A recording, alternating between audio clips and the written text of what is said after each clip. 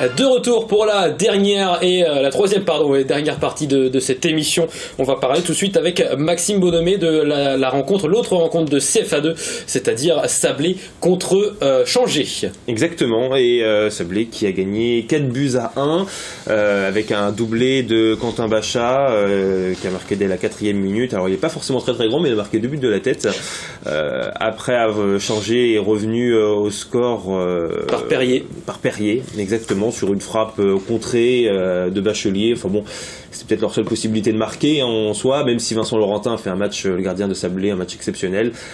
Après, peu la même chose avec pour le 3e but, Boulroun pour Bachat. Le ballon est cette fois-ci bien arrêté par Alcock, le gardien de Changé, qui revient dans les pieds de Wextin, qui va marquer. Puis enfin le dernier but qui est plutôt anecdotique, c'est sur un contre et c'est Baptiste Tenay. Par contre lui, son but n'est pas anecdotique parce qu'il devient meilleur buteur de Sablé en début de saison, enfin en tout cas début de saison en première partie. C'est bien partie. pour Baptiste Tenay. Ouais, c'est très bien, et on n'attendait pas du tout Baptiste Tenay à ce niveau-là, faut bien le reconnaître. Et pourtant, il aura réalisé un très très bon début de championnat. Enfin, il est vraiment bien présent. Enfin, c'est surprenant. Il était peut-être pas forcément le titulaire à la base d'Olivier Pignolet. Pourtant, il s'est imposé au fur et à mesure des matchs. Et donc, c'est bien pour lui, qui était formé à Sablé, qui était parti l'année dernière à Laval, qui a pas forcément très très bien marché. Donc, il est revenu à Sablé et il s'impose de plus en plus. Donc, tant mieux pour lui. Et puis, non, c'est la première fois que Sablé marque 4 buts cette saison. C'est même la première fois depuis septembre 2015. Ils avaient gagné 5-3 à l'époque face à Fougères avec un quadruplé de Romil. Donc non, c'est bien, c'est une belle victoire, ça va faire du bien offensivement. Et puis ça récompense aussi une première moitié de championnat qui est plutôt réussie. Les autres résultats de ce groupe A de CFA2 avec La Flèche qui a perdu 2-0 contre Saint-Brieuc, débute à la 69e et à la 91e minute de jeu. Les autres rencontres avec la victoire de Dinan-Léon face à la réserve de Brest, 2-0 et la réserve de Laval, le Stade Lavallois qui va gagner 4-0 contre Rennes, la Tour Auvergne-Rennes, pardon, je vais y arriver, c'est difficile à prononcer. Voilà, quel bilan tirez-vous? On voit le classement justement avec la Flèche qui est 13e et premier non relégable à égalité de points avec le dernier Lannion, et Sablé qui est 8e avec 17 points et qui est seulement à 2 points du troisième, c'est ça. Oui. Quel bilan tirez-vous justement de cette première partie de saison pour Sablé, Maxime Bonhomé? À 2 points du troisième, à 3 points du deuxième et surtout à 7 points de La Flèche et de Lannion. En étant honnête, j'avais certains doutes avant le début de saison, parce que le meilleur joueur de la saison passée, Arnaud Billot, est parti, parce que le meilleur buteur, Joris Romil, est parti, parce que l'un des meilleurs joueurs aussi, Quentin Rouget, est parti. Enfin bon, il y a eu pas mal de départs très importants. Le gardien aussi, Kevin Crépel, même si Vincent Laurentin est un très bon gardien.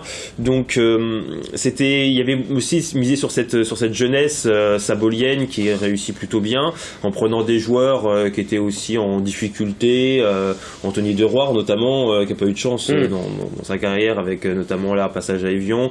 Il y avait eu Baptiste Tenay, Clément Buisson ou autre. Et finalement, la mayonnaise a pris et Sablé réalise pour moi un début de championnat, en tout cas un premier parcours championnat très honorable.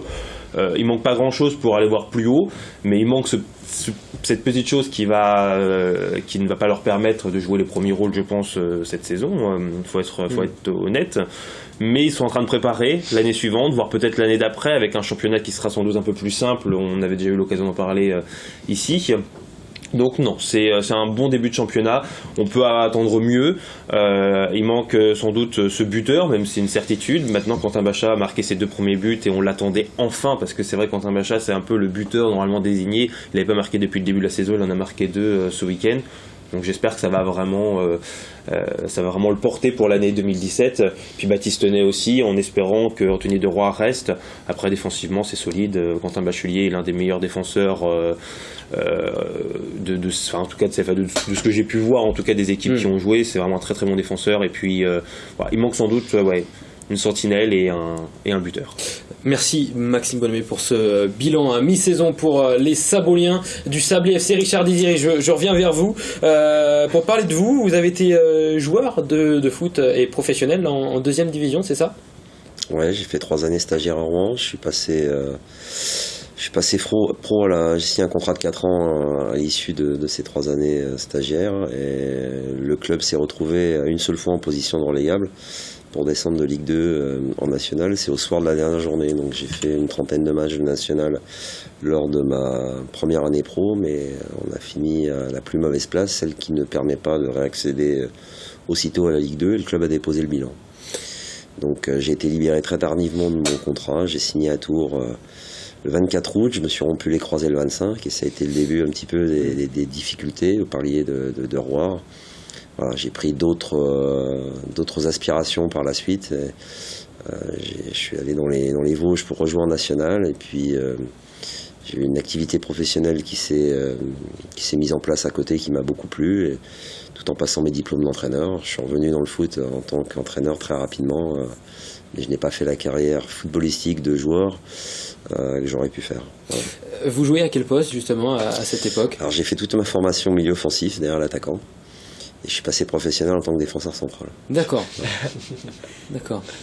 Oui, Maxime Bonhomet. Justement, par rapport à ça, il y a toujours cette phrase, un grand entraîneur ne peut être obligatoirement un ancien grand joueur professionnel. Qu'est-ce que vous en pensez de cette phrase-là? Ça donne certainement une forme d'expérience, mais voilà, j'ai fait une 50aine de matchs, 56 matchs professionnels. J'ai joué, j'ai évolué jusqu'à 24-25 ans à un bon niveau, mais j'ai toujours été très très intéressé par l'activité de coach. J'ai toujours été en recherche de compréhension, et mes entraîneurs m'ont beaucoup servi aussi dans l'expérience, pour me forger l'expérience qui est la mienne. Et puis aujourd'hui, ça a été hyper intéressant. Voilà. Je ne sors pas non plus de nulle part en tant que joueur, mais effectivement, j'ai pas touché le très haut niveau suffisamment longtemps pour me dire que je connais de manière très précise ce que les joueurs peuvent vivre à ce niveau-là. Mais à 29 ans, on m'a donné les clés d'une équipe de CFA, et j'ai eu le bonheur d'accéder tout de suite au national et de croquer dedans. Donc j'ai une autre expérience et une grande connaissance, modestement, du monde amateur, parce que ça fait 15 ans que j'y évolue quasiment non-stop. Vous avez un modèle d'entraîneur? Parce qu'on a remarqué que vous aimez bien voir la possession.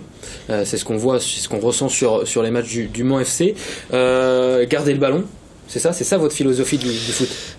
J'ai été catalogué ma première année en étape, 6500 habitants, un club en énorme difficulté financière. On a réussi à accéder au national dès ma première saison. On s'y est maintenu les 2 suivantes, où j'étais catalogué, notamment sur les réseaux sociaux, j'y vais jamais, mais on m'a rapporté ça d'un entraîneur qui jouait en 10-0-0.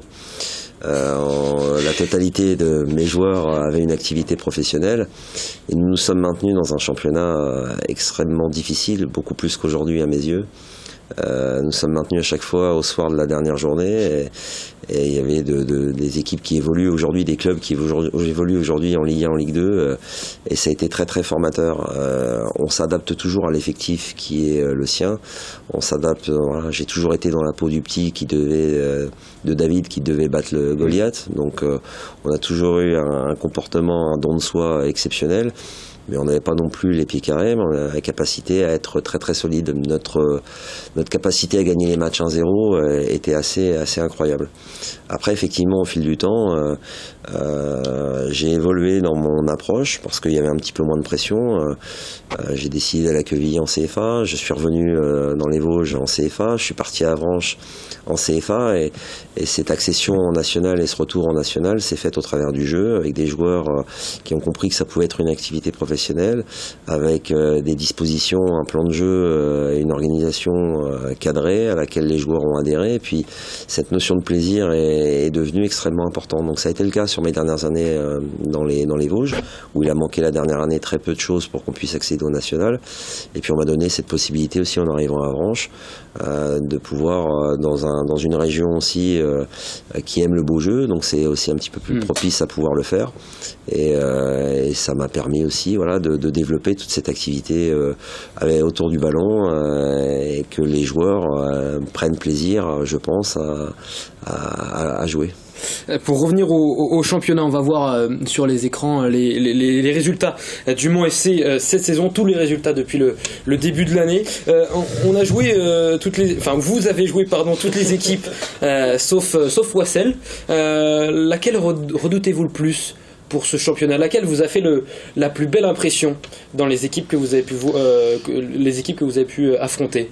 Je pense que c'est un groupe extrêmement homogène. Il y a énormément de qualité. Je trouve que c'est un groupe qui se rapproche de ce que j'ai pu connaître en CFA et que la plupart des équipes pourraient s'y maintenir. Je pense que le groupe dans lequel on était l'an dernier n'a aucune comparaison possible avec celui de cette saison. C'est un groupe où il y a des moyens, où il y a des clubs qui ont des vraies possibilités financières, des clubs avec lesquels on ne pouvait pas rivaliser en début de saison quand on voulait attirer un joueur. C'est surtout le nom du Mans, nos infrastructures, notre projet qui nous permettent de les faire venir. Donc c'est très difficile. Wassel, on les a pas encore joués.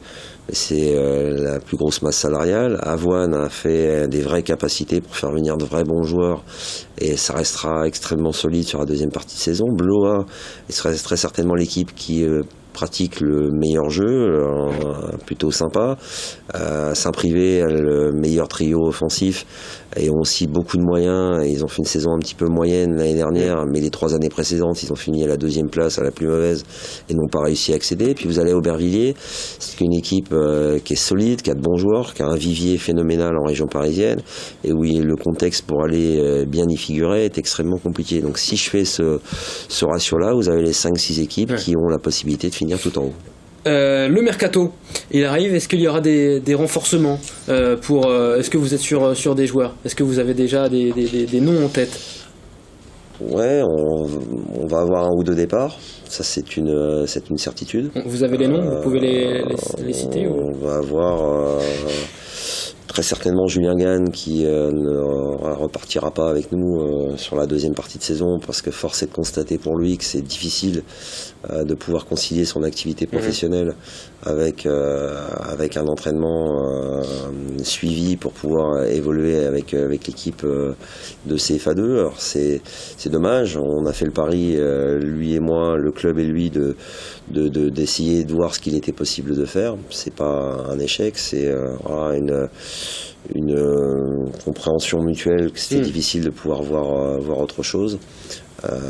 Après, il est possible qu'un autre joueur, mais rien n'est encore officiel, nous quitte d'un commun accord pour des raisons personnelles et pas non plus là aussi exclusivement sportives. Si on ajoute à me poser la question, donnez-moi la possibilité d'y répondre jusqu'au bout. Quand je vois la longueur des réponses de Maxime Bonhomé, j'ai encore un petit peu de marge avec le sablier. Allez-y, il ne reste pas beaucoup de temps, c'est pour ça que je vous dis ça, je voudrais poser toutes les questions. Il y a Olivier Vasseur qui s'est donc blessé jusqu'à la fin de la saison. Je vous ai parlé du déséquilibre à gauche. L'idée, c'était déjà de renforcer l'effectif sans qu'il y ait aucun départ en prenant un joueur dans le secteur offensif. Le fait que la blessure d'Olivier soit là nous amène forcément à essayer d'enrôler un joueur dans le couloir gauche, au poste de latéral. S'il y a une bonne opportunité, pourquoi pas avoir un joueur supplémentaire. Mais je compte aussi, Benjamin Réclin a été blessé 3-4 mois en début de saison. Moussa Simaga rentre d'un mois à Cap-Breton où il était non pas en rééducation mais en réatélisation, donc il doit arriver en étant totalement en forme et en pouvant reprendre l'entraînement dès la rentrée janvier. Donc ça, on espère aussi au sein même de notre effectif avoir la possibilité déjà d'avoir un peu plus de force vive. Je voulais pas vous poser la question en conférence de presse après match, c'était ni le lieu ni le moment. Je vous la pose maintenant. Il y a quelques semaines, on avait reçu Fred Thomas, ancien joueur du MUC 72 et du Mans FC, et il nous a appris qu'il avait fait la demande de s'entraîner avec votre équipe, avec le Mans FC, et vous auriez refusé. Est-ce que vous pouvez nous donner les raisons de ce refus de voir Frédéric Thomas s'entraîner avec vos joueurs?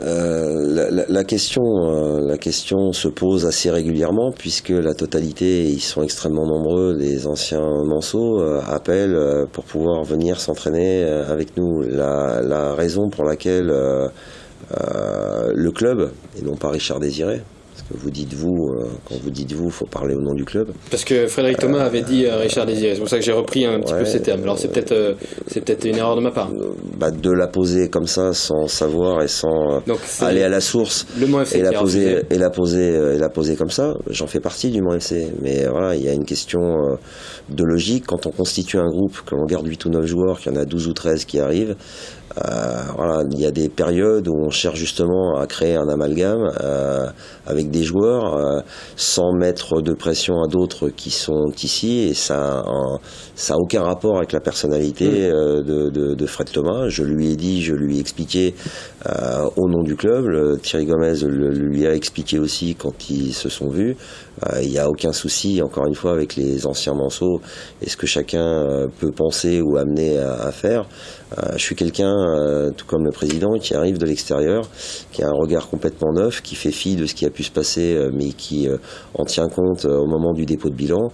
Et toutes les forces vives, qu'elles soient du MUC, du Mans FC, qui soient passées ou non au club, peuvent, à partir du moment où on considère, nous, dans le domaine technique, dans le domaine aussi des dirigeants et de la présidence, apporter leur contribution à ce que le club franchisse de nouveau les étapes qui nous permettent d'aller à un niveau sportif plus élevé sont les bienvenus. Après, on ne peut pas faire tout et n'importe quoi, sinon je pourrais m'entraîner à 40 toutes les semaines avec 20 Manceau ou ex-Manceau dans l'effectif.